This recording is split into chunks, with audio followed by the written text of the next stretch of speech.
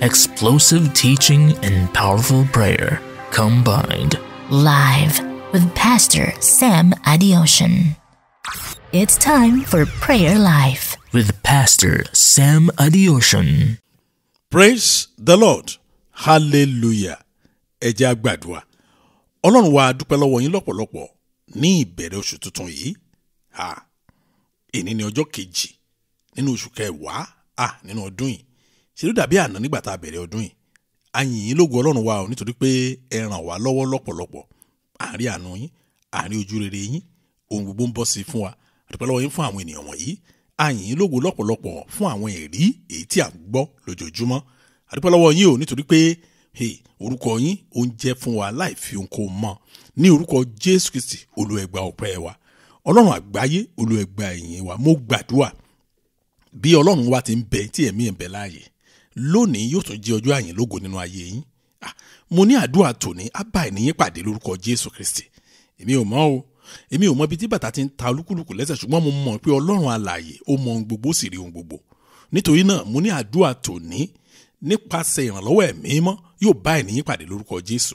Ògo ni fún Ọlọ́run lókè ọ̀run o ní orúkọ Jésù Kristi Olúwa wa. Àmín. Ẹ̀yin ọmọ Ọlọ́run, mo tún dúpẹ́ lọ́pọ̀lọpọ̀ bí ìṣe mi, mo dúpẹ́ fún Ọlọ́run alààyè torí pé ó fi àyè gbà wá. Ìkejì náà ni pé mo dúpẹ́ lọ́wọ́ yín nítorí pé ẹ̀yin náà rójú ẹ ráàyè. A yìn Ọlọ́run lógo fún ìrànlọ́wọ́ rẹ̀ nínú ìdílé kọ̀ọ̀kan. Mo sì gbàdúrà pé ojú ò ní tì yín lẹ́yìn Jésù lórúkọ Jésù. Mo ní bí ìfilọ̀ bíi méjì ká tó wọnú àdúrà wa lọ. Àkọ́kọ́ ọbẹ̀ ni pé oṣù Yom Kippur la wà yìí o. Ṣé rí, mo máa ń sọ fún àwọn èèyàn pé ìlérí Ọlọ́run fún Ísírẹ́lì títí ayérayé ni o. Bẹ́ẹ̀ ni mo wí fún wa. Èyí tó in fact 9 nínú 10 ìlérí, that is 90% ìlérí tí Ọlọ́run ṣe fún àwọn ọmọ Ísírẹ́lì títí ayé àìnípẹ̀kun ni. Ó dìgbà tí Jésù bá dé.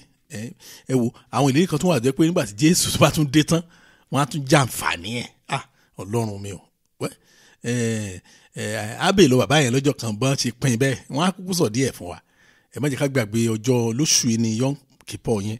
Ìyẹn ni pé ní ìrọ̀lẹ́ on the 11th a sì ṣe ní ìrọ̀lẹ́ on the 12th. Àwọn kan wá ń béèrè ìbéèrè kan lọ́wọ́ mi wọ́n á rí pé òótọ́ mà tiẹ̀ ní. Ṣùgbọ́n ó dà pé mo ti dáhùn ìbéèrè yẹn rí. Torí pé kò ní ìwúlétí mi ni mo fi mọ̀ pé ó dà pé mo ti dáhùn ẹ̀ rí. Ṣùgbọ́n torí pé àwọn tó béèrè pọ̀ ni mo ṣe ní ó dá. Mo ti dá wọn lóhùn o. Mo ní màá tuntun sọ tàbí ẹni tí ó sì ṣe méjì. So ìbéèrè yẹn ni wípé ní ọjọ́ 11 sí 12 yẹn àwọn èèyàn ń béèrè pé ṣé ìrọ̀lẹ́ ọjọ́ yẹn ní ìlú wọn fún àpẹẹrẹ ẹni tó wà ní Amẹ́ríkà kí n fi ẹni tó wà ní Amẹ́ríkà ìbéèrè ẹni tó wà ní Amẹ́ríkà béèrè. Wọ́n ní ọjọ́ yẹn wọ́n ní ìrọ̀lẹ́ Ísírẹ́lì ọ̀sán ló jẹ́ ní ọ̀dọ̀ wọn. Mo ní bẹ́ẹ̀ ni. So wọ́n ní ṣé ìrọ̀lẹ́ ọ̀dọ̀ wọn làwọn máa ṣe Yom Kippur tí wọ́n ní àbí aago Ísírẹ́lì. Answer yẹn dẹ̀ simple. Aago Ísírẹ́lì ni. Aago Ísírẹ́lì ni. Ìbá bọ́ sí àárọ̀ lọ́dọ̀ yín calculate àárọ̀ sáàárọ̀ ọjọ́ kejì 25 hours ni kì í ṣe 24 o 25 hours ni. Tó wáyé pé alẹ́ ló bọ́ sí lọ́dọ̀ yín ẹ ṣe aago tó bọ́ sí ní ti Ísírẹ́lì yẹn òun náà lè máa bá Ọlọ́run pàdé. Mo sì gbàdúrà Ọlọ́run tí ó ń dáhùn àdúrà á kú dáhùn àdúrà yín torí pé àtẹ̀yìn àtọlọ́run nìkan lẹ́jọ́ bá sọ. Ọlọ́run kì í dójú tì àwọn ọmọ ẹ o. Mo nígbàgbọ́ pé kò ní dójú tì yín lórúkọ Jésù. Ẹ má jẹ́ ká gbàgbé àdúrà kan pàápọ̀ lọ́dọọdún òun náà la pè ní Abrahamic Covenant. Tí mo bá ṣe ní orí tó kọjá òun la bẹ̀rẹ̀ ṣe ní life ní London. Tọdún tó kọjá yẹn ó dẹ̀ ní agbára. Oh God, a dúpẹ́ lọ́wọ́ Ọlọ́run lọ́pọ̀lọpọ̀ fún ẹ̀mí ayọ̀ tó wọnú àwọn èèyàn lọ́jọ́ náà. Ní agbára Ọlọ́run ní on the 31st ní December ní ọdún yìí ní ìlú London náà ni a ti máa ṣe Abrahamic Covenant wa. Ilé àyàtọ̀ díẹ̀ tó pé a máa ṣe Happy New Year bá ṣe ń ṣe ní Abrahamic Covenant. Yóò wá tún wá fi wákàtí kan kún ká lè ṣe Happy New Year ti Ísírẹ́lì. A máa ṣe ó dẹ̀ máa nítumọ̀ gan. Ọlọ́run á tún gbọ́ àdúrà á tún mú kí ọ̀rọ̀ tó sọ fún wa fún ọdún tó ń bọ̀ á tún mú kó ṣẹ lẹ́ẹ̀kan sí i lórúkọ Jésù. Àwọn èèyàn béèrè àdírẹ́sì a máa fún yín ní àdírẹ́sì ní ọ̀sẹ̀ tó ń bọ̀ lágbára Ọlọ́run. Wọ́n ti bá wa ṣètò ibì kan ṣùgbọ́n ìdí tá a ṣe fẹ́ fún àdírẹ́sì ní a fẹ́ wò bóyá họ́ọ̀lù kékeré la fẹ́ lò ní àbí họ́ọ̀lù ńlá òun la fẹ́ òun ní tán bá dẹ̀ ti parí ètò tí wọ́n ṣe fún wa. Mo nígbàgbọ́ pé ká tó ṣe àdúrà míì pẹ̀lú orí ọ̀fẹ́ Ọlọ́run a ó ti mọ àdírẹ́sì yẹn a ó sì máa sọ a wà lórí social media a wà lórí website wa lágbára Ọlọ́run. Ẹ jẹ́ a wọnú àdúrà wa lọ. jẹ́ àwọn náà àdúrà wa lọ. Hidden secrets, àwọn àṣírí tó pamọ́, tàbí ká pè ní àwọn àṣírí tó farasin. Ṣùgbọ́n àwọn àṣírí tó pamọ́ yẹn ó dàbí pé ìyẹn tún clear díẹ̀ sí wa torí pé Yorùbá òde òní nìyẹn, farasin yẹn ó jìnnà sẹ́yìn díẹ̀. Àwọn àṣírí tó pamọ́. Àwọn dáàdì kan ló béèrè ìbéèrè kan lọ́wọ́ mi, so mo á dá wọn lóyún ìbéèrè yẹn bí òye Bíbélì ṣe gbé jáde. Mo á fi àwọn àpẹẹrẹ tì í. Náà àwọn dáàdì yẹn wá béèrè pé kí n tiẹ̀ gbọ́, mo ti dáhùn sẹ́yìn o. Wọ́n ní báwo ló ṣe rọrùn fún yín sà láti ní òye ìdáhùn ìbéèrè. Wọ́n ní gbogbo bí táwọn ti béèrè ìbéèrè yẹn, gbogbo ìdáhùn yẹn ò tiẹ̀ ní ìgbà míì ìdáhùn yẹn á tó confuse ẹ̀ tó ìyẹn pa mí lẹ́rìn. Báwo lẹ́yìn ṣe ń béèrè ìbéèrè lọ́wọ́ èèyàn, ẹ̀ tán béèrè ìbéèrè lọ́wọ́ ẹ̀ wá ń dá yẹn lóhùn, òun gan fúnra ẹ̀ wá confuse. Wọ́n ní kò yé wọn. Mo wá sọ pé mo ní jẹ́ ti gbàgbé question yín. Wọ́n láwọn ò gbàgbé. Ẹni báwo ló ṣe rọrùn láti rí àwọn àṣírí ńláńlá yẹn. Ẹ dẹ̀ ṣàlàyé ẹ̀ bí ìgbà tó jẹ́ pé ó ti so clear jù. Mo ní gbogbo bí ta bá ṣínú Bíbélì ó ní wọ́n ti kọ́. Mo ní nǹkan tí Bíbélì sọ gan nìyẹn pé àwọn àṣírí ńláńláńláńlá òun á tú jáde. Ó wá kù àwọn tó bá rí àánú gbà bẹ́ẹ̀. Ẹ wò ó. Ṣé nígbà tí mo ka Bíbélì débi tí Ọlọ́run ti sọ pé nǹkan tó ń fẹ́ ṣe fún Sódómù àti Gòmórà òun ò ní fi pamọ́ fún ìránṣẹ́ òun Ábúráhámù. Mo ní bàbá yìí náà máa try, ó máa ní grace o. Ṣùgbọ́n nígbà tí wọ́n á bẹ̀rẹ̀ sí ṣe àyẹ̀wò Bíbélì dáadáa, mo wá rí i pé àṣé nǹkan tọ́lọ́run tẹ̀ ti promise dáadáa tó pọ̀ ni ó wà káàkiri inú Bíbélì. Mo ní mi ò mọ̀, èmi rò bóyá Abraham yẹn Ọlọ́run ò lè ṣe má sọ àṣírí fún ni. Mi mọ̀ pé fún àwọn tó bá fẹ́ bẹ́ẹ̀, tó bá fẹ́ mọ àṣírí ńlá láti ọ̀dọ̀ Ọlọ́run máa ń fa àwọn. Èmi ò mọ̀.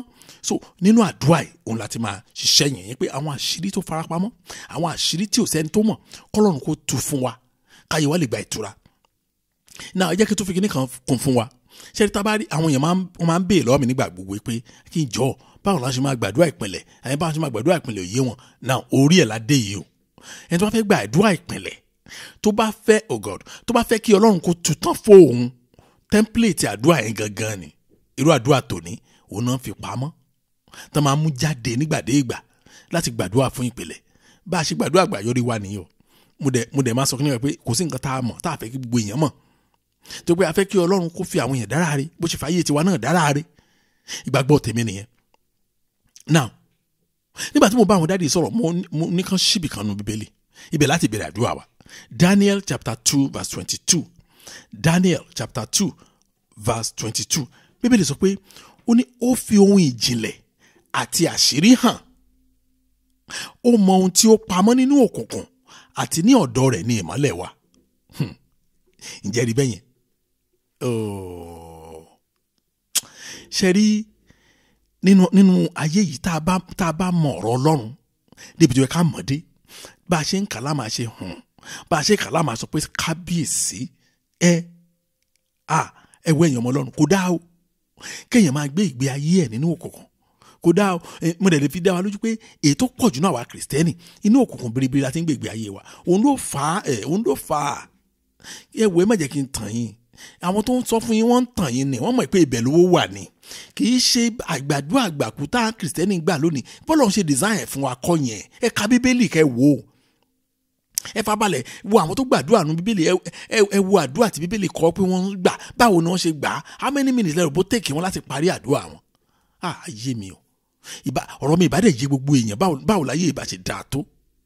Ó yẹ kẹ́yìn náà wò ó, ẹjọ́ tá a ti ń gbà náà ìsọjí 1 2 3 lóṣooṣù, ìsọjí 1 2 3 náà ni 1 2 3 ẹlòmíì ṣe 1 2 3 gan débi pé ó ti mọ nọ́mbà kà. Ó mà ṣe o. Ó ní ó fi ohun ìjìnlẹ̀ àti àṣírí hàn. Ó mọ ohun tí ó pamọ́ nínú òkùnkùn àti ní ọ̀dọ̀ rẹ̀ ní ìmọ́lẹ̀ wa. Ọlọ́run alààyè ni wọ́n sọ̀rọ̀ ẹ̀ bẹ́ẹ̀. A sọ fún Ọlọ́run, Jésù Olúwa, ẹ fi ìjìnlẹ̀ àti àṣírí ìpìlẹ̀ mi hàn mí lónìí lórúkọ Jésù. Mo sọ fún wa, mo ní template àdúrà ìpìlẹ̀ òní mo gbédè yìí o. Oh Lord, show me the deep and secret of my foundation in Jesus' name. The deep and secret. The deep of my foundation. The secret of my foundation. Tẹ́ bá béèrè Ọlọ́run á fi hàn yín. Mi ti rẹ̀ tó béèrè nǹkan lọ́wọ́ Ọlọ́run tọkàntọkàn tọ́lọ́run dá lóhùn kò tí ì sí. Jésù Olúwa, ẹ fi ìjìnlẹ̀ àti àṣírí ìpìlẹ̀ ayé mi hàn mí lónìí lórúkọ Jésù. Ẹ jẹ́ á gbàdúrà bẹ́ẹ̀ ní orúkọ Jésù, ní orúkọ Jésù.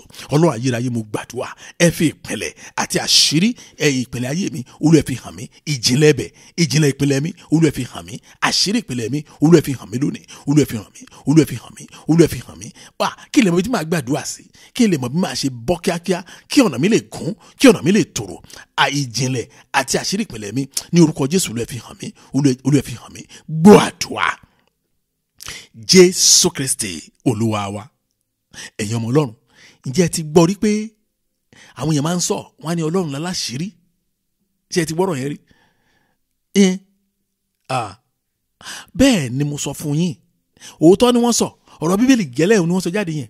Ṣé rí Ọlọ́run òun ni aláṣírí o, òun ló máa ṣírí ohun gbogbo, ẹni tó bá dẹ̀ wo máa tú fún un.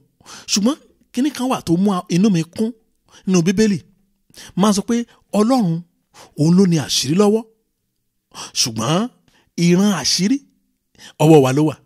Yẹn ni pé ẹni tó bá fẹ́ mọ àpàdé àti àlùdé ẹyọ àṣírí ayé ẹyọ Ọlọ́run rédè àti fún. Deuteronomy chapter 29 verse 29 ẹ máa rí ọ̀rọ̀ kan bí Bíbélì ṣe gbé kalẹ̀ mọ́ láìkẹ́ ọ. Deuteronomy chapter 29 verse 29 Bíbélì sọ pé ohun ìkọ̀kọ̀ jẹ́ ti Olúwa Ọlọ́run wa. Ṣé gbọ́? Ohun ìkọ̀kọ̀ ó jẹ́ ti Olúwa Ọlọ́run wa. Kí lè dòyìnbó ẹ sọ? Ó ní the secret things belong to the Lord our God. Ohun ìkọ̀kọ̀, ohun àṣírí ó jẹ́ ti Olúwa Ọlọ́run wa, ṣùgbọ́n ohun tí a fi hàn jẹ́ ti wa. Ṣé gbọ́ bẹ́ẹ̀ yẹn? Ọlọ́run ló láṣírí, àwa lánìíràn. The secret things belong to the Lord our God, but those things which are revealed belongs to us. Bí èdè ṣe sọ nìyẹn. Ó ní àti àwọn ọmọ wa títí láéláé. So ó túmọ̀ sí pé àti ẹ̀yin mà, dádì, àti ẹ̀yin àti àwọn ọmọ yín, ẹ ní orí ọ̀fẹ́ láti rí ìran ìpìlẹ̀ ayé yín, láti sọ fún Ọlọ́run pé Olúwa nínú àṣírí tẹ́ ẹ mọ̀, ẹ tú fún mi lónìí, á dẹ̀ rí bẹ́ẹ̀. So tọ́rọ Bíbélì bá ti sọ̀rọ̀ kan, àdúrà jẹ jáde ń bẹ̀ nìyẹn. Á sọ fún Ọlọ́run, Jésù Olúwa, ẹ fún mi ní ìfihàn kedere lórí ayé mi lónìí. Ìfihàn kedere. Oh Lord, give me a clear revelation about my life today. Olúwa, ẹ fún mi ní ìfihàn ayé mi, ìfihàn kedere. Olúwa tó jẹ́ ti ayé mi ni o, Olúwa fi fún mi lónìí kí n lè mọ ọ̀nà àbáyọ. Ẹ jẹ́ á gbàdúrà bẹ́ẹ̀ ní orúkọ Jésù, ní orúkọ Jésù. Ọlọ́run ayérayé, mo gbàdúrà lónìí. Olúwa fún mi ní ìfihàn kedere lórí ayé mi. Olúwa fún mi ní ìfihàn kedere lórí ayé mi. Olúwa ṣàánú fún mi o. Àwọn ọmọ mi dọwọ́ yín lónìí. Olúwa fún wa ní ìfihàn kedere lórí ayé wa. Ìdílé mi dọwọ́ yín o. Ìfihàn kedere lórí ayé wa. Olúwa fún wa lónìí. Olúwa fún wa lónìí. Ìfihàn kedere lórí ayé wa. Ìfihàn kedere lórí ayé wa. Olúwa fún wa lónìí. Ìfihàn kedere lórí ayé wa. Olúwa fún wa lónìí. Ní orúkọ Jésù Kristi. Ìfihàn tó ẹ̀yin lẹ́ni ìfihàn yìí ni àṣírí ìfihàn wà lọ́wọ́ ẹ̀. Bàbá Ọlọ́run ayérayé o, Olúwa fi ìran yẹn hàn wá, torí ọwọ́ wa ni ìran wà. Mo ṣe tán o láti ní ìfihàn kedere lórí ayé mi. Olúwa fún mi lónìí. Gbọ́ àdúrà. Jésù Kristi Olúwa wa. Ó yẹ kí èèyàn béèrè lọ́wọ́ ara ẹ̀ wípé kí ló fà á téèyàn fi máa struggle lórí nǹkan kan fún ọ̀pọ̀lọpọ̀ ọdún. Tẹ́yìn ò bá kí ń béèrè bẹ́ẹ̀, èmi á máa béèrè lọ́wọ́ ara tèmi o pé ṣé kí ló fà báyìí tí mo á fi ń struggle lórí nǹkan kan. Ẹ gbọ́, nígbà téèyàn bá fi ọ̀pọ̀lọpọ̀ ọdún struggle lórí nǹkan kan, ìjọ́ wo ló fẹ́ gbà kejì? Ọjọ́ wo ló fẹ́ focus lórí àdúrà ẹ̀ fún nǹkan míì? Kí ni ẹ̀ máa ń fún mi ní problem gan. Mo á bẹ̀rẹ̀ sí wádìí Bíbélì pé kí ló lè fà á? Mo rí kinní kan nínú ìwé Daniel chapter 2 verse 47. Daniel chapter 2 verse 47, mo rí kinní kan níbẹ̀. Bíbélì sọ pé ọba wí fún Daniel pé dájúdájú Ọlọ́run rẹ ni Ọlọ́run àwọn ọlọ́run àti Olúwa àwọn ọba gbogbo àti olùfihàn àwọn àṣírí. Oh God, aláìgbàgbọ́ ló ń sọ̀rọ̀ yẹn o. Ó máa ń dùn mí lónìí nígbà tí kìrìsìtẹ́nì bá yẹpẹrẹ agbára Ọlọ́run. Kìrìsìtẹ́nì, ọmọ Ọlọ́run, ọmọ ọba gbogbo ayé. Wá dọ́dọ̀ ń kú ẹ̀, wọ́n ní fẹ́ dé kó dira pé ìlú tó wà. Ó mà ṣe o. Níbí àwọn aláìgbàgbọ́ wọ́n máa ń tẹríba fún Ọlọ́run alààyè ni. Wọ́n máa ń yin àwọn ọmọ Ọlọ́run nígbà yẹn ni.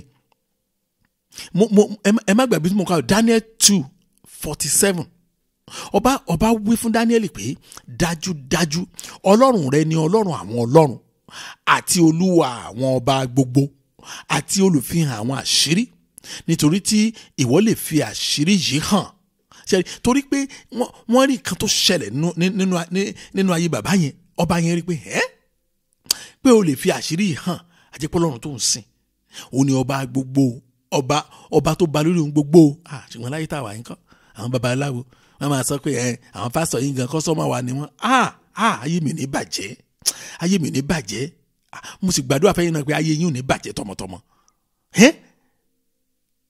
ọba yẹn nígbà tó gbọ́ revelation láti ọ̀run wá tí Ọlọ́run tú àṣírí kanlẹ̀ fún tó wá lọ bá ọba pé báyìí ni Ọlọ́run sọ ọba yẹn ni yes ó ní Ọlọ́run yẹn ó ní Ọlọ́run àwọn ọlọ́run ó ní ọba gbogbo oh my God a sọ fún Ọlọ́run Jésù olùfihàn àṣírí ẹ fi gbogbo àṣírí ìdílé mi hàn mí lónìí lórúkọ Jésù mo sọ fún wa tẹ́ḿpìlẹ̀tì tí a fún wa lónìí nínú àdúrà yìí òun ni gbogbo ẹni tó bá fẹ́ gbàdúrà nípa ìpìlẹ̀ ayé ẹ̀ òun kò sí ètò tó lè ga jùlọ mọ́ mò ń sọ̀tọ̀ fún wa torí pé àwọn yẹn ti ń béèrè yẹn jùlọ mi máa jẹ́ kí n ṣe research lórí kinní oh Lord the revealer of secrets reveal to me all secrets of my family ẹ̀wẹ̀ má yẹn tàn yín nínú ìdílé yín yẹn àìmọye àwọn èèyàn tó ti gbé àṣírí lọ bẹ́ẹ̀ ni mo sọ fún yín wọ́n kọ̀ wọ́n jẹ́wọ́ àṣírí yẹn tán fi kú wọ́n dá padà sọ́run àwọn tó dẹ̀ máa jìyà ẹ̀ Ọlọ́run mọ iye ìran tó máa stop ṣùgbọ́n tọ́lọ́run bá fi àwọn àṣírí yẹn hàn yín kí a lè máa mọ̀ tẹ́ ẹ máa ṣe níjọ́ tẹ́yìn bá ti mọ àìsàn tó ń ṣe òun ló mọrú oògùn tó máa lò bẹ́ẹ̀ ni àdúrà àṣírí gẹ́lẹ́ Jésù Olúwa Jésù olùfihàn àṣírí ẹ fi gbogbo àṣírí ìdílé mi hàn mí lónìí pátá ẹ jẹ́ á gbàdúrà bẹ́ẹ̀ ní orúkọ Jésù Ọlọ́run ayérayé mo gbàdúrà Jésù olùfihàn àṣírí ẹ fi gbogbo àṣírí ìdílé mi hàn mí lónìí Jésù olùfihàn àṣírí ẹ fi gbogbo àṣírí ìdílé mi hàn mí lónìí Jésù olùfihàn àṣírí lórúkọ Jésù ẹ fi gbogbo àṣírí ìdílé mi hàn mí lónìí kí lè mi ti máa gbàdúrà sí kí lè ní àbáyọ kí lè bọyọ kí lè gbádùn ayé mi kí lè lùgbà mi nínú ayọ̀ kí lè lùgbà mi nínú ìtura kí lè lùgbà mi nínú ìlera kí lè lùgbà mi nínú ìtẹ̀síwájú kí lè lùgbà mi nínú ọrọ̀ kí lè lùgbà mi nínú ẹ̀mí gígùn àti àlàáfíà ó yẹ máa gbàdúrà ẹ dákun ẹ bẹ̀bẹ̀ lọ́wọ́ Jésù olùfihàn àṣírí pé kó fi gbogbo àṣírí ìdílé yín hàn yín lónìí gbọ́ àdúrà Jésù Kristi Olúwa wa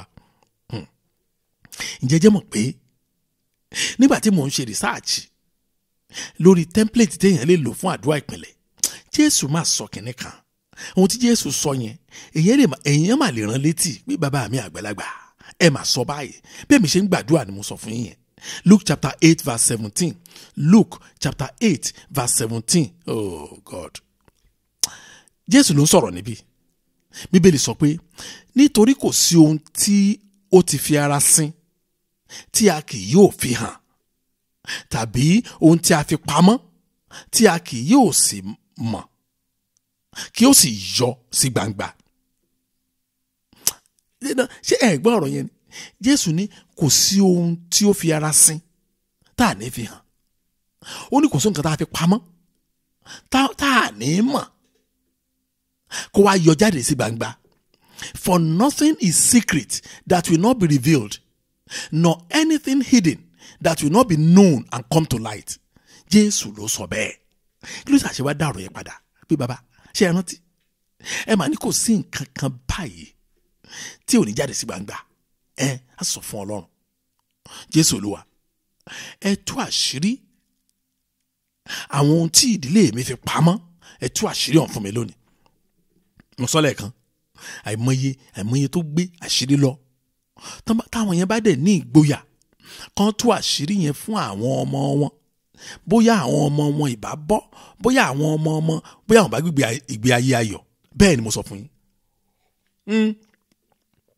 bóyá àwọn ọmọ wọn bóyá àwọn ò bá máa yọ̀ tọ̀ mí lónìí mo ṣe ní láàánú bóyá torí ìbẹ̀rù bóyá torí ìtìjú bóyá torí pé àṣà àmọ̀díẹ̀ wọ́n dẹ̀ gbé àṣírí yẹn lọ ṣùgbọ́n bí Jésù ti wá sọ pé kò sí nǹkan tá a fi pamọ́ kò sí nǹkan tó farasin àá ti jáde sí gbangba ẹ jẹ́ ká lo opportunity yẹn báyìí á sọ fún Ọlọ́run Jésù Olúwa ẹ tú ok Oh Lord, expose the secret my family is hiding from me. Expose it to me. The secret my family is hiding from me. Lord, expose it to me. Mo fẹ́ ṣàlàyé kíní kan fún wa. Bóyá o máa help wa. Bóyá o máa help wa. Jésù Olúwa, ẹ tú àṣírí àwọn tí ìdílé mi fi pamọ́ fún mi lónìí. Ẹ jẹ́ á gbàdúrà bẹ́ẹ̀ ní orúkọ Jésù, ní orúkọ Jésù. Ọlọ́run ayérayé, mo gbàdúrà. Àwọn tí ìdílé mi fi pamọ́, Olúwa ẹ tú àṣírí rẹ̀ fún mi lónìí. Àwọn àṣírí burúkú tán fi pamọ́ fún mi lórúkọ Jésù, Olúwa ẹ tú fúnra yín. Olúwa ẹ tú fúnra yín. Tó pé ẹ ti ṣèlérí pé kò sóhun tá a fi pamọ́ tẹ̀ ní tú jáde. Ní orúkọ Jésù Kristi, gbogbo àwọn àṣírí burúkú èyí tí wọ́n fi pamọ́ fún mi, tí wọ́n jẹ́ kí n mọ bí mo ṣe máa gbàdúrà, tí wọ́n jẹ́ kí n mọ bí mo ṣe máa gbàdúrà lùyọ. Ní orúkọ Jésù Kristi, Olúwa ẹ tú wọn fún mi lónìí. Olúwa ẹ tú wọn fún mi lónìí. Olúwa ẹ tú wọn fún mi lónìí. Olúwa ẹ ṣàánú fún mi. Jésù ẹ ṣàánú fún mi. Gbọ́ àdúrà. Jésù Kristi Olúwa wa. Àdúrà yìí mo fẹ́ ká tún gbà. Tó mo ní mo fẹ́ ṣàlàyé kíní kan fún wa. Mo rántí nígbà kan mo sọ ìtàn arákùnrin kan fún wa. Má ṣe. Ká ní Ọlọ́run ò tú àṣírí ọ̀rọ̀ yẹn fún arákùnrin yẹn. Ìbá bá wọn nípa àtẹ̀pín. Nínú ikú nínú ìdílé yẹn. Tí ò bá wọn nípa, bóyá àwọn ọmọ yà bá wọn nípa. Arákùnrin yẹn ló observe pé ní family òun nìkan ni òsìkú ọmọ. Ní gbogbo wọn pátápátá látòkè délẹ̀. Ó ní kíní yẹn máa ń bá fún un débi pé àdúrà méjì kan kì í tán lẹ́nu pé Olúwa má jẹ́ n sìnkú ọmọ, Olúwa má jẹ́ n sìnkú ọmọ. Àdúrà kejì ni pé Jésù ṣé tẹ̀jẹ̀ n sìnkú ọmọ. Mo ní báyìí ṣe wá rí méjèèjì gbà papọ̀. Ó lóun máa ń dàrú mọ́ lójú bó ṣe ń gbàdúrà pé Olúwa tó wá pé àdúrà ọpẹ́ lòun fi bẹ̀rẹ̀. Olúwa àwọn dúpẹ́ o, ètò ìpẹ́ bá mi tọ́jú àwọn ọmọ wọ̀nyí. Olúwa ẹ ṣé o, Olúwa má jẹ́ n sìnkú ọmọ. Ó dáa pé àdúrà má jẹ́ n sìnkú ọmọ ló fi bẹ̀rẹ̀. Òun á tún dúpẹ́ létà pé Olúwa ṣé. Má ṣe o. Mo ní kí wá ló fà tó fi jẹ́ pé ẹ̀yin wá bọ́. A jẹ́ pé oore ọ̀fẹ́ Ọlọ́run nìyẹn. Ó lé ẹ́skísà. Ó ní òun oore ọ̀fẹ́ náà ló máa pé o. Wọ́n ní ṣùgbọ́n ẹnìkan àwọn àdúrà ìpìlẹ̀ yìí náà làwọn ń gbà. Táwọn wá rúgbọ́ lọ́wọ́ ẹnìkan. Ọmọ yẹn pé ọmọ dáàdì àbúrò wọn náà ni. Pé ó sùn. Now pé ìyàwó dáàdì wọn, ọmọ tó ń bá wọn sọ yìí pé màmá tiẹ̀ ti kú. Ó ní ìyàwó dáàdì wọn máa ń sọ fún dáàdì wọn rò bá wọn ti sùn ni. Ọmọ yẹn ló ń kéré gan gbà yẹn. Ó ní òun kàn rántí ni ló wá ní kò wá sọ fún bọ̀dáhùn. Ìyàwó àtọkọ wa ń sọ̀rọ̀ yẹn bàbá ẹ̀ àti ìyàwó bàbá ẹ̀ pé ọmọ yìí ṣe mọ̀ pé gbajúmọ̀ ní nílùú. Ọmọ yìí dẹ́n dojú tì yín torí ọmọ yẹn ń ṣàìsàn. Àìsàn yẹn máa ń pè ní òkú òru jọ wárápá. Nígboro ló ti máa ń mú ọmọ yẹn. Ọmọ yìí dojú tì yín náà. Tábà wà lè ká jẹ́ ká wà nǹkan ṣe sí ká yanjú ẹ̀ kó má ṣe kíní kan. Wọ́n láwọn olóhùn gbọ́ ọ̀rọ̀ yẹn kán yanjú ẹ̀ yẹn kò yé wọn. Lẹ́yìn ọjọ́ bíi mẹ́ta létà ó ní bàbá wọn ní kò sí pọ́lẹ́mù òun náà ń wo ẹ̀gbin lọ́mọ ìjẹ́ lára òun. Àwọn àṣírí kan nìyẹn o. Ẹni tó wá ń sọ̀rọ̀ yẹn fún arákùnrin tó sọ fún mi, Olúwa sọ fún pé nígbà tó bá tọ́jọ́ bíi méjì mẹ́ta lálẹ́ nọ́ọ̀sì kan wá.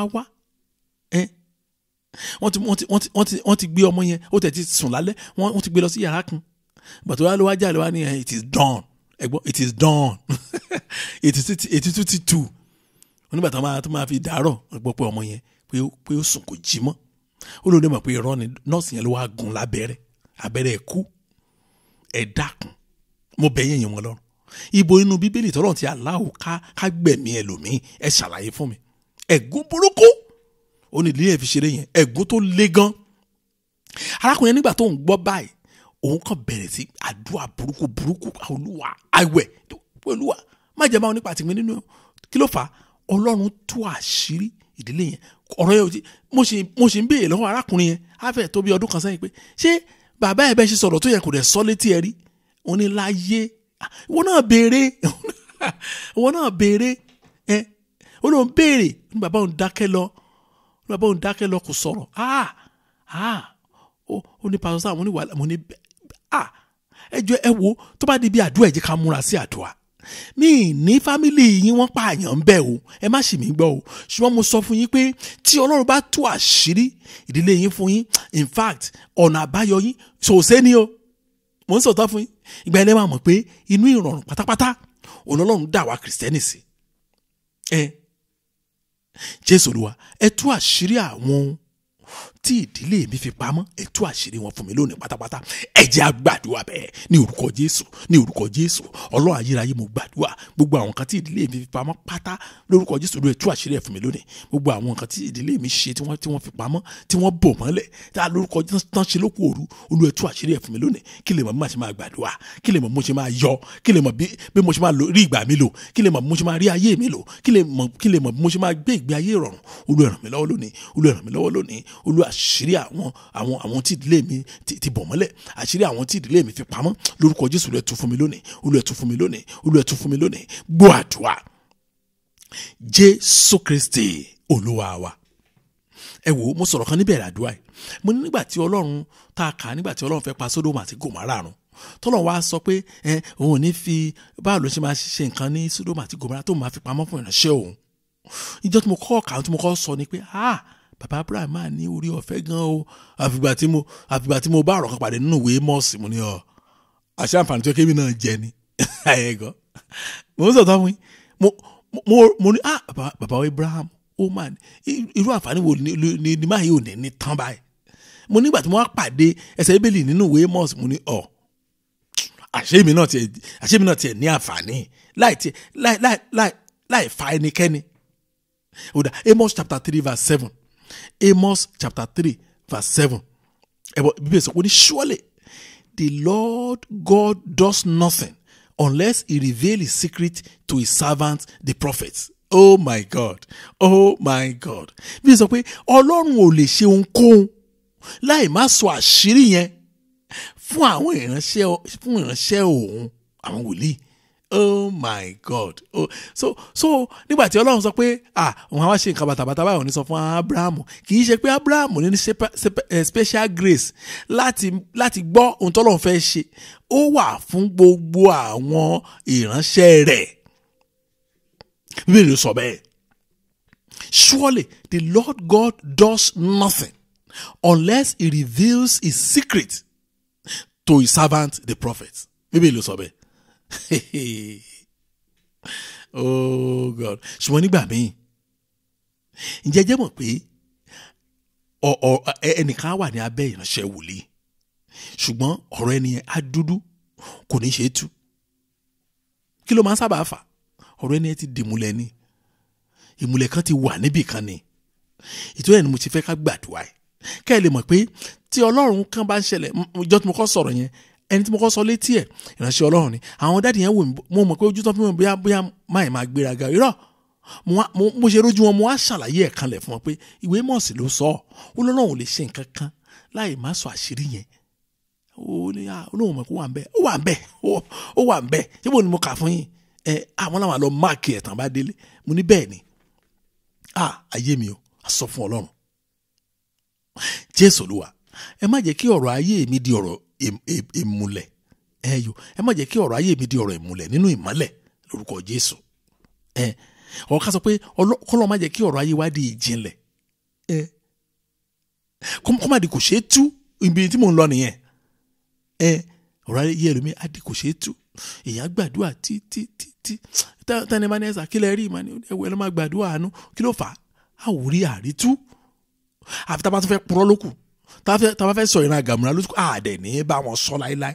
So ìta àbá fi ṣe bẹ́ẹ̀ á pa ẹnu wa dé. Ẹjọ́ téèyàn bá ní nǹkan sọ ṣé bóyá kó pa ẹnu ẹ̀ dé ni, á kò pa ẹnu wa dé. Wọ́n lè bú yàn ẹ gbọ́. Ṣé èbú máa ń so síwájú orí yẹn? Ìyẹn á ti lọ. Ṣùgbọ́n èèyàn ní ṣe Ọlọ́run. Oh Lord, don't let my life become a mystery in the light. Mystery in the light.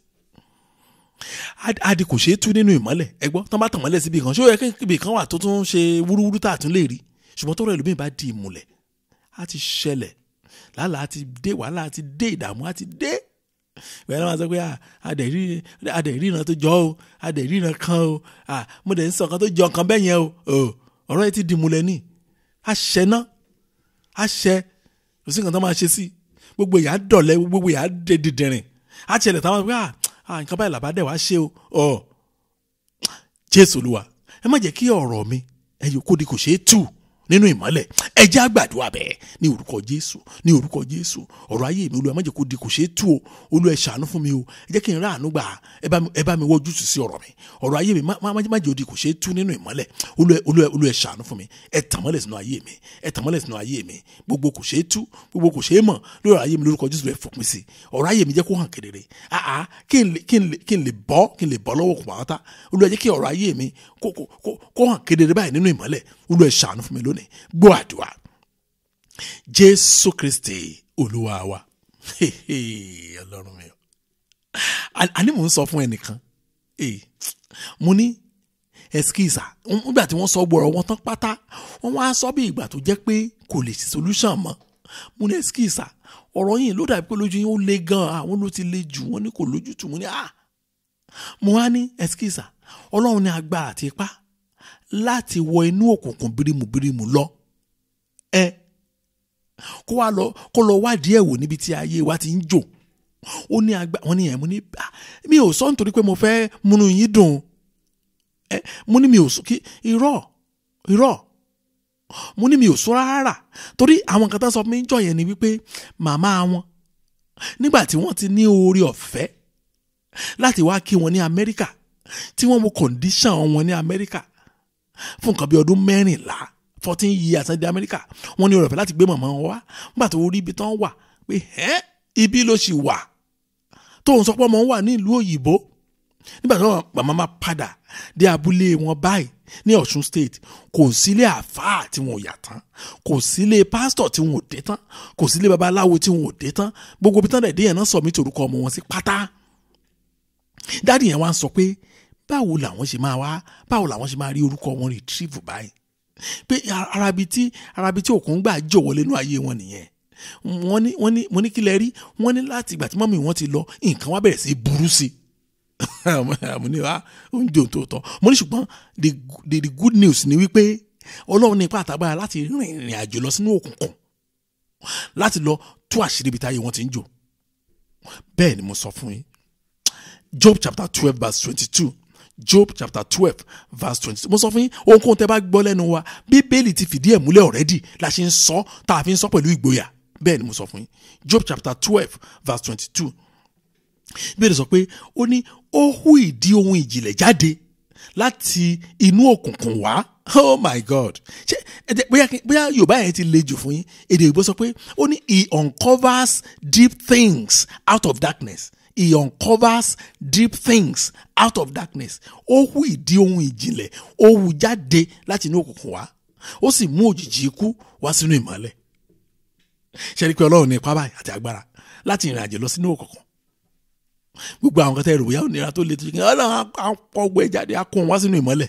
A ní ṣe orí báyìí nǹkan tó kó pamọ́ sọ́wọ́ òní báyìí gbogbo ojú á rí. Jésù Olúwa. Ẹ wú ọ̀rọ̀ ayé mi tá a ti mú lọ sínú òkùnkùn jáde. Ẹ wú jáde lónìí. Gbogbo ọ̀rọ̀ ayé mi tá a ti mú lọ sínú òkùnkùn. Màá ṣàlàyé àwọn kìnnìkan fún wa. Mo fẹ́ ká gbàdúrà yẹn náà ni. Oh Lord, uncover everything about me in the darkness in Jesus' name. Gbogbo ọ̀rọ̀ ayé mi tá a ti mú lọ sínú òkùnkùn. Olúwa ẹ wú jáde lónìí. Ẹ jẹ́ á gbàdúrà bẹ́ẹ̀ ní orúkọ Jésù, ní orúkọ Jésù. Ọlọ́run ayérayé mo gbàdúrà gbogbo ọ̀rọ̀ ayé mi tá a ti mú lọ sínú òkùnkùn. Olúwa ẹ wú jáde, Olúwa ẹ wú jáde, Olúwa ẹ wú jáde ní orúkọ Jésù. Olúwa ẹ wú jáde ní orúkọ Jésù. Olúwa ẹ wú jáde ní orúkọ Jésù. Gbogbo ọ̀rọ̀ ayé mi tá a ti mú lọ sínú òkùnkùn tá a fi pamọ́ síbẹ̀. Olúwa ẹ wú jáde lónìí. Olúwa ẹ rìn àjò lọ síbẹ̀ ẹ wú jáde. Ẹ̀yin lẹ lè bá mi wú jáde. Ẹ̀yin lẹ ní ipá àti agbára láti wọbẹ̀ lọ. Olúwa ẹ lọ wú jáde báyìí. Olúwa ẹ wú jáde gbogbo ọ̀rọ̀ ayé mi tá a ti mú wọ inú òkùnkùn lọ. Olúwa ẹ wú jáde. Olúwa ẹ wú jáde. Olúwa ẹ wú jáde. Olúwa ẹ wú jáde. Olúwa ẹ wú jáde. Gbọ́ àdúrà. Jésù Kristi Olúwa wa. Ìdí ẹ̀ tí mo fi pe àdúrà yẹn fún wa ẹ̀yin ọmọ Ọlọ́run. Mo rántí ìṣẹ̀lẹ̀ kan ní tí ẹnìkan ṣàlàyé fún mi. Wọ́n ní ẹskísà Pastor Sam, wọ́n ní gbogbo àwọn kan tẹ́yìn sọ ẹ̀ òótọ́ ni o. Mo ní kílẹ̀ rí tẹ́ fi sọ pé òótọ́ ni. Wọ́n ní nígbà táwọn sì ń yalé kiri pé sọ nìyẹn.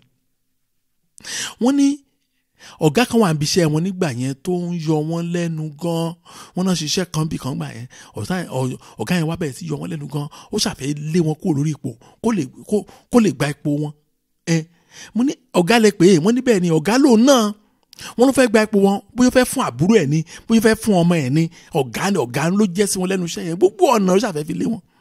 wọ́n ní ibi táwọn tí wọ́n lọ́lọ́run mi o wọ́n láwọn àgàmúra Christian làwọn náà ń gbà yẹn wọ́n ní wọ́n mú wọn lọ sí ọ̀dọ̀ bàbá kan wọ́n nígbà tí wọ́n dé ọ̀dọ̀ bàbá yẹn wá ní kí wọ́n lọ mú orúkọ ẹni yẹn kán lọ mú wá so wọ́n wá kọ orúkọ ẹni yẹn wọ́n kọ sí pépà bàbá yẹn wá fún wọn ní ìṣó wọ́n á síbẹ̀ sí ṣe àwọn ètò lẹ́yìn ìkúlẹ̀ bàbá yẹn igi kan wà ń bẹ igi àràbàtà kan wà ń bẹ wọ́n ní lára igi yẹn oríṣiríṣi orúkọ ló wà ń bẹ àwọn orúkọ mi wà jẹ́ pé wọn kọ sí pépà o ọ̀rá ni o láìlọ́ọ̀ ní kinní yẹn bí yẹ́lò láìlọ́ọ̀ ni so wọ́n máa kọ orúkọ yẹn síbẹ̀ wọ́n máa wà ń bẹ ní ara igi yẹn wọ́n wá ká ọ̀rá yẹn míì wọ́n á kọ sí pépà wọ́n wá kìbọn náà ọ̀rá yẹn wọ́n á so wọ́n á gbé ìṣòlè wọ́n á wá fún tọ̀ ní àmà wọ́n á ní kó kàn mára igi yẹn ẹ̀yọ́ nítorí bá ní kó ṣe ẹni yẹn ló máa ṣe o àfẹn tó bá ní Jésù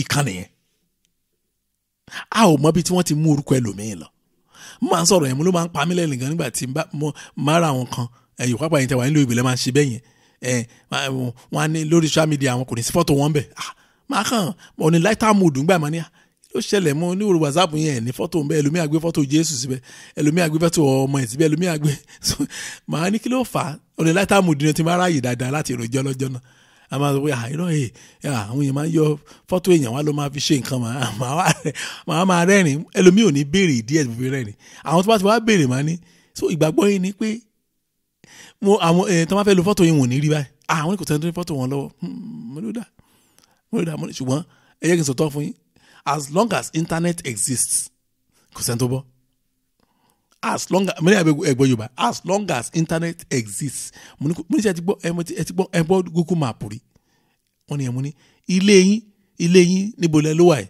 wọ́n ní ní Amẹ́ríkà mọ́mí yẹn ní Amẹ́ríkà mo ní ẹ sọ àdírẹ́sì ilé yín fún mi náà bá sọ a sì ń sọ̀rọ̀ lọ mo wá àdírẹ́sì wọn ní Google map mo lọ street wọn fọ́tò ilé wọn mo á yà mo á sẹ́ndì ẹ̀ sí wọn mo ní mo níṣẹ́ ní àǹfààní bẹ́ẹ̀ ṣe ń bá mi sọ̀rọ̀ yìí pé ẹ lè wo WhatsApp yẹn wọ́n ní dáadáa nọ́mbà wọn ní ilé mi lélẹ̀ wọ́n ní ilé mi lélẹ̀ mo ní as long as mo ní device kan wà wọ́n á ṣùgbọ́n àtẹ́ lọ bí iṣẹ́ ni ẹ máa jáde kó nílé báyìí wọ́n á ya fọ́tò yín lọ́wọ́ kan ni wọ́n wò mí wọn ò lè sọ̀rọ̀ mo ní bẹ́ẹ̀ ni táyé bá mo gbàdúrà àwọn ò ní wádìí yín lórúkọ Jésù bọ́n wá àwọn ò ní rí lórúkọ Jésù kì í ṣe ìyẹn náà fi máa ń protect ara èèyàn àdúrà náà máa ń lò láti protect ara yìí ó dà mo ní ẹ̀yin tẹ́ wọ́n sọ̀rọ̀ báyìí irú èmi kọ́ Sam Adeosun tó máa ní kàn lọ kórìíṣi fọ́tò mi 500 wá sí wọn ò ní rí wọn ní wọn rẹ̀ so bẹ́ẹ̀ mo lè fẹ́ sá sí á sọ fún Ọlọ́run sẹ́ẹ̀ Jésù Olúwa ẹ wú ọ̀rọ̀ ayé mi tá a ti mú lọ sínú òkun ẹ wú jáde lónìí ẹ mú wá sínú ìmọ́lẹ̀ pátápátá ẹ jẹ́ àgbàdua bẹ́ẹ̀ ní orúkọ Jésù ọ̀rọ̀ ayé mi máa dọ̀wọ́ yín Olúwa bàbá ẹ wú ọ̀rọ̀ ayé mi tó wà ní òkùnkùn Olúwa ẹ wú jáde bẹ́ẹ̀ kẹ́ mú wá sínú ìmọ́lẹ̀ ọ̀rọ̀ ayé mi nínú òkùnkùn Olúwa ẹ lọ wú jáde ẹ mú wá sínú ìmọ́lẹ̀ ẹ jọ̀ọ́ ẹ gbàdúà yẹn dáadáa ẹ tẹra mọ́ àdúà yẹn ọ̀rọ̀ ayé mi tó ti wà ní òkùnkùn Olúwa ẹ lọ wú jáde báyìí ẹ mú wá sínú ìmọ́lẹ̀ ẹ wú jáde ẹ lọ mú wá sínú ìmọ́lẹ̀ gbọ́ àdúà Jésù Kristi Olúwa wa ẹ̀wẹ̀ má jẹ́ ń tàn yín o ọ̀pọ̀lọpọ̀ àwa kìrìsìtẹ́nì ọ̀rọ̀ wa kì í sọ̀rọ̀ àdọ̀ àwọn òbí wa o ọ̀rọ̀ wa kì í sọ̀rọ̀ àwọn grandpa grandma wa o ọ̀rọ̀ ọ̀pọ̀lọpọ̀ wa ó go way back into the past generation ọ̀rọ̀ ọ̀pọ̀lọpọ̀ kìrìsìtẹ́nì ó ti jìnnà jù bẹ́ẹ̀ ni mo sọ fún yín àwọn mi kan wọ́n wà lọ́dọ̀ mi ní ọjọ́ kan ọdún yìí náà ni wọ́n sọ ọ̀rọ̀ ayé wọn tán nígbà tí mo kọ́ fẹ́ bá àdúrà báyìí mo abandon prayer yẹn ni kì í ṣeré o mo abandon yẹn kí n tiẹ̀ lọ jẹun ìdí ẹ̀ ni pé mo kàn rí okùn yẹn mo dẹ̀ ń tẹ̀lé okùn yẹn títí mo kàn á wo inú tọ́nà yẹn dúdú lọ rabidun ó kàn gùn lọ mo ní kì í ṣe ní bẹ́ẹ̀ nítorí pé ó túmọ̀ sí pé ọ̀rọ̀ wọn it go way back nìyẹn ó kọjá ọ̀rọ̀ ó bẹ̀ṣẹ̀ bàbá rẹ̀ lára ọmọ tí dé ìran kẹrin ìkítẹ́lẹ̀ mi bá fínra àṣírí láíláí ni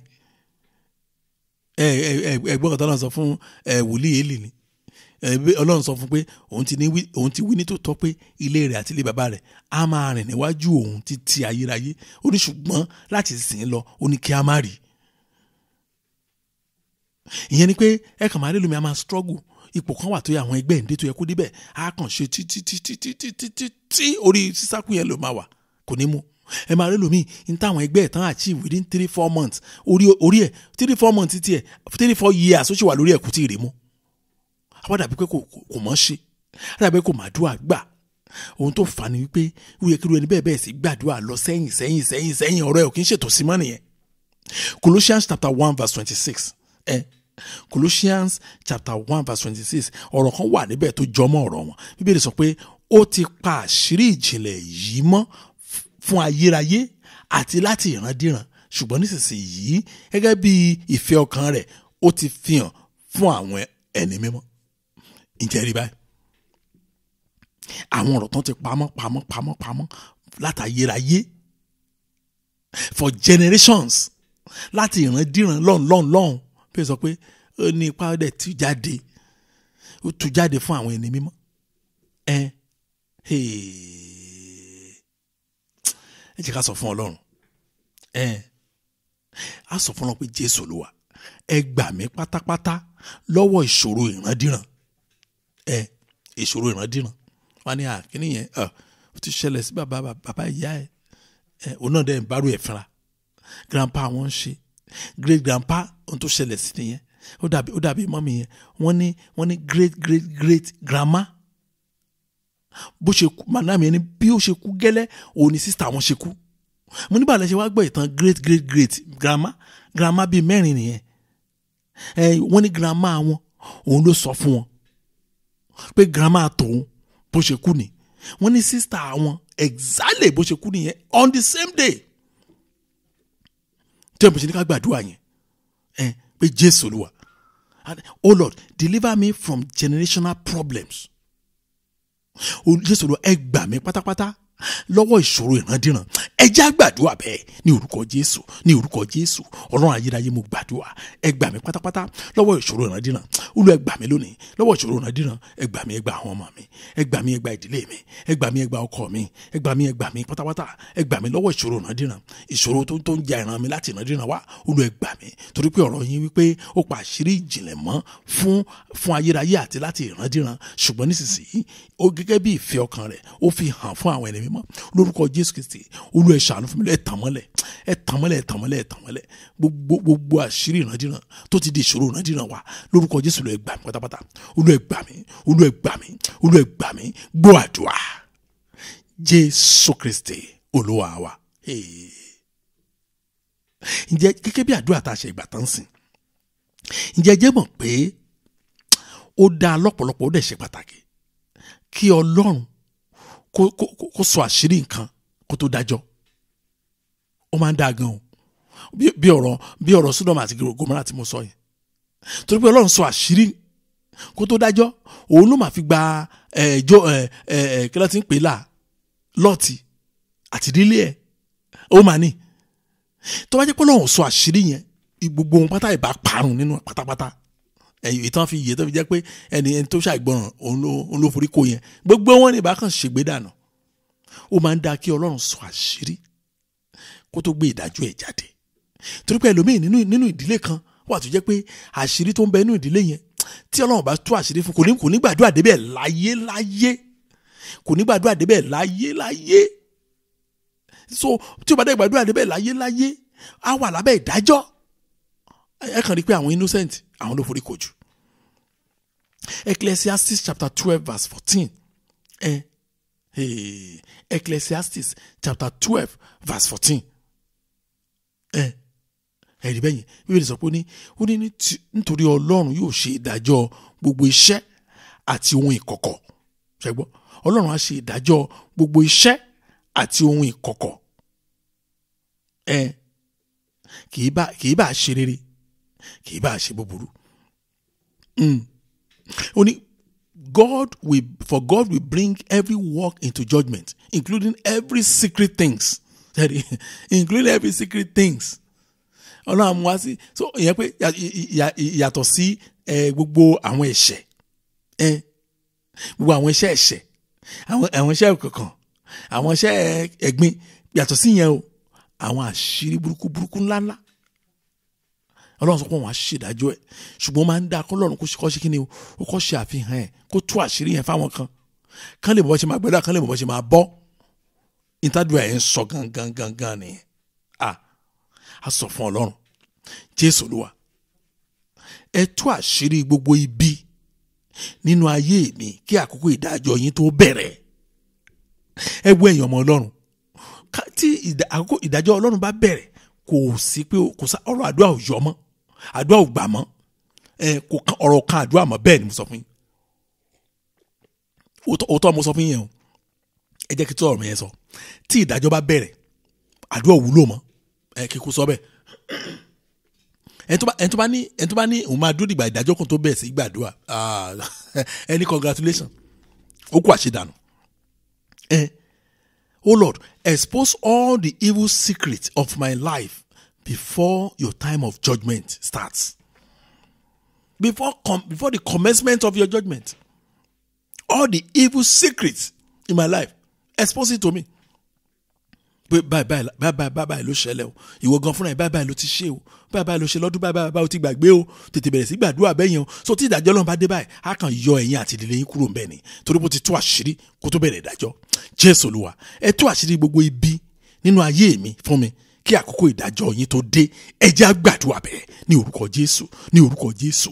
Ọlọ́run ayérayé mo gbàdúrà. Ẹ tú àṣírí gbogbo ibi nínú ayé mi ẹ tú àṣírí ẹ jáde lónìí kí àkókò ìdájọ́ yín tó dé gbogbo ibi Olúwa ẹ tú àṣírí ẹ jáde kí àkókò ìdájọ́ yín tó dé Olúwa ẹ tú gbogbo àṣírí ibi ẹ tú lónìí ẹ tú fún mi lónìí ẹ má jẹ́ kí ibi sápamọ́ nínú ayé mi o ẹ má jẹ́ kí ibi ráàyè nínú ayé mi o lórúkọ Jésù Kristi kí ìdájọ́ yín tó dé Olúwa ẹ ṣàánú mi gbọ́ àdúrà Jésù Kristi Olúwa wa mo sọ fún wa tó bá fẹ́ gbàdúrà àdúrà ìpìlẹ̀ template ẹ̀ ní ṣùgbọ́n kinní kan wà tó jẹ́ dandan ẹ̀yọ́ káfáàyè gbà ó ní ẹ̀mí mọ́ tẹ́ bàbá gbẹ̀gbẹ̀ lẹ́ẹ̀kan aka ibèlè kan lẹ́ẹ̀kan tí Ọlọ́run sọ pé òun máa ń tú àṣírí wọn fún àwọn kíní àwọn èèyàn mímọ́ ṣẹ́rí ẹ̀mí mímọ́ yẹn òun ni kọ́kọ́rọ́ fún kìrìsìtẹ́nì fún gbogbo bẹ́ẹ̀ ni mo sọ fún wa lóòótọ́ èmi náà gbà pẹ̀lú yín o láyé tá a wà wọn kì í wàásù ẹ̀mí mímọ́ mọ́ o àfi ẹ̀mí àgàmú rárá pírí kára olúkàkù ló wá jẹ para turu para wúri para kò tiẹ̀ sí nǹkan tí wọn kì í sọ mọ́ báyìí ṣùgbọ́n má bá wọn lọ́wọ́ sí ṣìnánígàn wọn gbogbo àwọn ṣẹ́ríṣẹ́ àwọn ṣìnánígàn tó ń ṣe wọ̀nyí ẹ má bá wọn lọ́wọ́ sí o ẹ̀bùn Ọlọ́run rí ni o gbogbo ìtẹ́ẹ̀tẹ́ ìgbà tó ń ṣe kíní kan àwọn ìsìn òde arásán let somebody ò ràn Sátánì o Sátánì gan ṣàtàlélúyà o àwọn ṣẹ́rí ìjọba ọ̀run lè ṣe pàtàkì o then ó dẹ̀ ṣe fún yín bẹ́ẹ̀ ṣe lè ìjọba ọ̀run yẹn kẹ́ ẹ fi ìrọ̀rùn lo ayé yín bẹ́ẹ̀ ni mo sọ fún yín inú ẹ̀mí mímọ́ ló lè ràn yín lọ́wọ́ o mi ì sọ pé ẹ̀mí kúrékùré o ẹ̀mí mímọ́ gangan gbogbo ẹ̀yin tẹ́ pé ẹ̀sìn bá wọn tanra yín jẹ ní ẹni ẹ̀mí mímọ́ tó o bá ní kó o wá ẹ̀mí mímọ́ rí o má bá wọn tanra yín jẹ o. 1 Corinthians chapter 2 verse 10 sọ̀rọ̀ kan òun máa pè ká tó wọnú àdúrà àánú wa lọ. 1 Corinthians chapter 2 verse 12 Bíbélì sọ pé ṣùgbọ́n Ọlọ́run fi hàn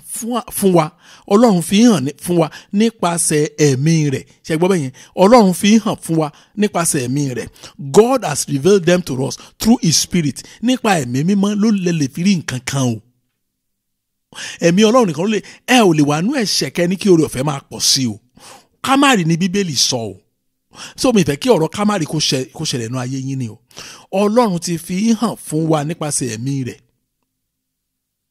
ẹ̀mí a máa wádìí ohun gbogbo kódà àwọn àṣírí Ọlọ́run tó jinlẹ̀ jùlọ Ọlọ́run mi o ẹjọ́ báwo lẹ fẹ́ kí Bíbélì sọ tó tún jù yẹn lọ. But God has revealed them to us through his spirit for the spirit searches all things yes the deep things of God. Ẹ̀mí a máa wádìí ohun gbogbo kódà àwọn àṣírí Ọlọ́run tó jinlẹ̀ jùlọ. A sọ fún Ọlọ́run Jésù Olúwa mo ṣí ọkàn mi payá lónìí ẹ̀mí mọ́ gbàkóso ayé mi kí àṣírí èṣù má bàa bò a sọ fún Ọlọ́run oh Lord I open my heart today let the Holy Spirit take control so that I will live a good life Jésù Olúwa mo ṣí ọkàn mi payá lónìí ẹ̀mí mọ́ gbàkóso ayé mi kí n lè rí ayé mi lò. Ẹ jẹ́ á gbàdúrà bẹ́ẹ̀ ní orúkọ Jésù, ní orúkọ Jésù. Mo ṣí ọkàn mi payá lónìí. Ẹ̀mí mọ́ gbàkóso ọkàn mi. Oh Lord, I open my heart today. Let the Holy Spirit take control. Ẹ̀mí mọ́ gbàkóso. Olúwa ẹ gbàkóso. Ẹ̀mí mọ́ gbàkóso. Ẹ máa gbàdúrà. Ẹ jọ̀ọ́ ẹ máa gbàdúrà. Ẹ̀mí mọ́ gbàkóso. Ẹ̀mí mọ́ gbàkóso. Olúwa mo ṣí ọkàn mi payá lónìí. Kí n lè rí ayé mi lò, kí n lè ṣe rere, kí ọ̀nà mi lè gùn, kí n lè bọ́ lọ́wọ́ ṣẹ́kẹ́ṣẹkẹ̀ Sátánì, kí n lè bọ́ lọ́wọ́ ẹ̀ṣẹ̀ àti èṣù. Lórúkọ Jésù ló ẹ ṣàánú mi. Ẹ máa gbàdúrà bẹ́ẹ̀. Gbọ́ àdúrà. Jésù Olúwa wa. Wọ́n ní àkókò ti lọ. Ẹ jọ̀ọ́ ẹ jẹ́ ká lọ sínú àdúrà náà wa. Ṣùgbọ́n àdúrà tí mo fẹ́ ká gbẹ̀ máa pè fún wa nínú àdúrà àánú. Ẹ jọ̀ọ́ ẹ má bínú. Á sọ fún Ọlọ́run. Jésù Olúwa, nínú oṣù yìí, oṣù tá a wà yìí gangan. Ẹ jẹ́ kí n rí àánú, oore ọ̀fẹ́ àti ìrànlọ́wọ́ yín. Àdúrà tí mo fẹ́ ká gbà nìyẹn. Lórí ìkúnlẹ̀, ẹ ṣe. Ẹni ṣe ìkúnlẹ̀ bẹ́ẹ̀ ni. Oh Lord, this month, let me see your mercy, grace and help. Ṣé ní nǹkan mẹ́ta yẹn ó gbọ́dọ̀ kún wa fọ́fọ́ ní gbogbo oṣù yìí. Mo fẹ́ gbọ́ ẹ̀rí lẹ́nu yín sà. Mọ́mì, mo fẹ́ gbọ́ ẹ̀rí lẹ́nu yín. Gbogbo ọ̀nà tó bá máa gbà ní ẹ máa gbà. Pé nínú oṣù yìí, ẹ dárúkọ oṣù yìí fún Ọlọ́run. Nínú oṣù yìí, ẹ jẹ́ kí n rí àánú, oore ọ̀fẹ́ àti ìrànlọ́wọ́ yín. Nínú oṣù yìí ni ó yẹ máa gbà. Ẹ má dòde ẹnikẹ́ni. Èmi ti fẹ́ gbàdúrà lé nìyẹn. Bá a ṣe ń gbà tọ́lọ́run gbọ́ náà ni. A ò gbájú báyìí lọ. Ẹ jẹ́ kó ká yín lára ìjọ nínú oṣù yìí. Ẹ jẹ́ kí n rí àánú yín gbà. Ẹ jẹ́ kí n rí oore ọ̀fẹ́ yín gbà. Ẹ jẹ́ kí n rí ìrànlọ́wọ́ yín gbà. Olúwa ẹ ṣàánú fún mi lónìí. Nínú oṣù yìí gangan ni o. Nínú oṣù yìí gangan ni mo fẹ́ sọ ẹ̀rí tèmi. Ẹ jẹ́ kí n rí àánú yín gbà. Ẹ jẹ́ kí n rí oore ọ̀fẹ́ yín gbà. Ẹ jẹ́ kí n rí ìrànlọ́wọ́ yín lórúkọ Jésù. Olúwa ẹ ṣàánú fún mi. Olúwa ẹ ṣàánú. Olúwa ẹ ṣàánú. Gbọ́ àdúrà. Jésù Kristi Olúwa wa. Ẹ jẹ́ á gbàdúrà. Ọlọ́run wa wá dúpẹ́ lọ́pọ̀lọpọ̀. A yìn orúkọ yín. Afọpẹ́ fìyìn fògo fún orúkọ yín. Àjúbà yín torí pé tó ràn wá lọ́wọ́ lónìí láti gbàdúrà. Mo máa gbàdúrà fún yín. Gbogbo ohun tá a fi pamọ́, ìmọ́lẹ̀ Ọlọ́run tàn débẹ̀. Mo ní gbogbo ohun tá a fi pamọ́ ní orúkọ Jésù Kristi, ìmọ́lẹ̀ Ọlọ́run tàn débẹ̀ lórí lórúkọ Jésù. Ọlọ́run ṣàwárí ẹ̀ lórúkọ Jésù Kristi. Tá bá jẹ́ ẹni ìpín, ẹni ìbùkún kan tá a fi pamọ́. Orin tá a gbélé lọ́ta ti fi pamọ́. Ohun tá a jí mọ́ yín lára tá a ti fi pamọ́ ní orúkọ Jésù, ìmọ́lẹ̀ Ọlọ́run á tàn débẹ̀. Ọlọ́run dá padà lórúkọ Jésù Kristi. Mo gbàdúrà k'Ọlọ́run lọ sínú òkun bírímù kó bú gbogbo ohun rere tó jẹ́ tí kó wú jáde wá sínú ìmọ́lẹ̀ lórúkọ Jésù Kristi. Mo gbàdúrà fún yín pé gbogbo àwọn àṣírí èyí tá a ti fi pamọ́ lórúkọ Jésù Kristi Ọlọ́run mú jáde. Àṣírí ìrandíran, gbogbo àwọn ọ̀rọ̀ tó ti jinlẹ̀ tó ti wà lẹ́yìn lọ́hùn, èyí tó ti di bárakú mọ́ àwọn èèyàn lára ní orúkọ Jésù Kristi Ọlọ́run wò yín sàn lórí ẹ̀ lórúkọ Jésù Kristi. Àánú Ọlọ́run ṣe fún yín o. Mo ní àánú Ọlọ́run ṣe fún yín nínú oṣù yìí lórúkọ Jésù Kristi. ẹ rí àánú Ọlọ́run. Mo ní orúkọ Jésù Kristi. Mo ní ẹ rí àánú Ọlọ́run lórúkọ Jésù. Ẹ rí oore ọ̀fẹ́ Ọlọ́run gbà. Ẹ rí oore ọ̀fẹ́ Ọlọ́run gbà ní orúkọ Jésù. Ẹ rí oore ọ̀fẹ́ Ọlọ́run gbà ní orúkọ Jésù. Ẹ rí ìrànlọ́wọ́. Oṣù yóò jẹ́ oṣù ìrànlọ́wọ́ fún yín. Bẹ́ẹ̀ bá wo ọ̀tún, ẹ rí ìrànlọ́wọ́. Bẹ́ẹ̀ bá wo òsì, ẹ rí ìrànlọ́wọ́. Bẹ́ẹ̀ bá wo iwájú, ẹ rí ìrànlọ́wọ́. Bẹ́ẹ̀ bá wo ẹ̀yìn, ẹ rí ìrànlọ́wọ́. Nítorí tiyín, ìdílé yín á rí ìrànlọ́wọ́ lórúkọ Jésù. Mọ́mì, nítorí tiyín, dádì, nítorí tiyín, àwọn ọmọ yín wọ́n bẹ̀ sí ìrànlọ́wọ́ báyìí lórúkọ Jésù Kristi. Ẹ wẹ̀ lọ kọ sílẹ̀ o. Mo nínú oṣù yìí lọ́tùn lósì níwájú lẹ́yìn, àwọn ọmọ yín wọ́n á rí ìrànlọ́wọ́. Àwọn tí ò mọ̀ wọn rárá gan lórúkọ Jésù Kristi, wọ́n á máa jà kùtùkùtù báyìí láti ràn wọ́n lọ́wọ́ lórúkọ Jésù Kristi. Ọlọ́run á ṣàánú fún yín. Ògo Ọlọ́run yóò fara hàn o. Agbára wà láàyè Ọlọ́run yóò ṣiṣẹ́ ní orúkọ Jésù Kristi Olúwa wa. Àmín. Jẹ́ kí Ọlọ́run Jésù Kristi Olúwa wa. Ìfẹ́ mọ́ ti Ọlọ́run dàpọ̀ tí ẹ̀ mọ́ kó máa bá wa lọ. Mo gbàdúrà fún yín pé ẹ ti rí àánú Ọlọ́run gbà. Bí Ọlọ́run ti bẹ lẹ́mìí ẹ̀bẹ̀ láàyè, àánú Ọlọ́run ó jẹ́ àjẹmọ́nú fún yín. Ògo ni fún Ọlọ́run lókè ọ̀run ní orúkọ Jésù Kristi Olúwa wa. Àmín. Praise the Lord. Hallelujah. Thank you and God bless you.